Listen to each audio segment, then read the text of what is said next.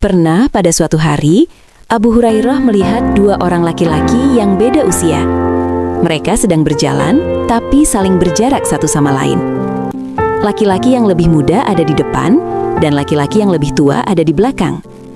Karena penasaran, Abu Hurairah pun mendekati laki-laki yang masih muda tadi, lalu bertanya, "Wahai Fulan, apa hubunganmu dengan orang yang ada di belakangmu itu? Siapakah dia?" Pemuda itu pun menjawab, "Oh, dia adalah ayahku." Mendengar jawaban itu, Abu Hurairah pun berkata, "Wahai Fulan, ingatlah pesanku ini. Jangan sesekali kau berjalan meninggalkan ayahmu, tapi berjalanlah di sampingnya, sembari kau gandeng tangannya." Abu Hurairah sengaja berkata seperti itu, agar si pemuda lebih menghargai dan juga menghormati ayahnya.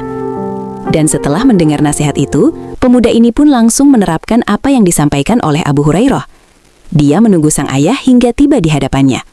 Lalu mereka berjalan kaki secara beririnan, jadi nggak jalan sendiri-sendiri lagi. Dan selain amalan berbakti kepada orang tua, Abu Hurairah juga menunjukkan kejujurannya sebagai seorang pemimpin. Pada suatu hari, Khalifah Umar bin Khattab mendengar isu tentang Abu Hurairah, bahwa Abu Hurairah banyak menyimpan harta saat menjadi gubernur Bahrain, dan diduga korupsi. Maka Khalifah Umar pun memanggil Abu Hurairah untuk menghadapnya di Madinah. Lalu berangkatlah Abu Hurairah ke Madinah dengan membawa 10.000 dirham. Sesampainya di Madinah, Khalifah Umar langsung menginterogasinya. "Wahai musuh Allah, apakah engkau telah mencuri harta Allah?"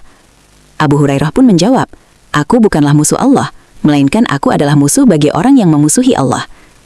Maka Khalifah Umar pun kembali bertanya, "Lalu dari mana engkau kumpulkan 10.000 dirham ini?"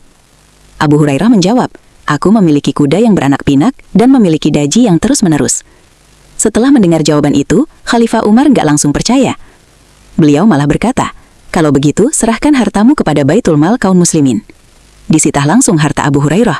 Maka Abu Hurairah pun langsung menyerahkan hartanya itu ke Baitul Mal. Umar pun langsung menugaskan tim pemeriksa keuangan, kayak KPK lah kalau di Indonesia, untuk memeriksa sumber kekayaan milik Abu Hurairah. Dan selama pemeriksaan itu berlangsung, Umar pun menonaktifkan sementara jabatannya Abu Hurairah sebagai gubernur Bahrain. Dan setelah proses pemeriksaan selesai, akhirnya diketahui bahwa Abu Hurairah ini memang bersih dari tuduhan.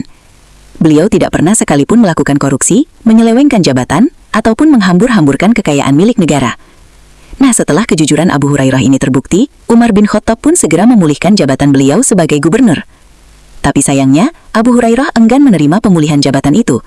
Karena Abu Hurairah merasa bahwa menjadi seorang pemimpin itu memiliki beban tanggung jawab yang sangat besar. Dan berdasarkan alasan itulah, Abu Hurairah memilih mundur dari jabatannya, dan dia pun kembali ke Madinah sebagai rakyat biasa. Dengan begitu, selesai sudah masa kepemimpinannya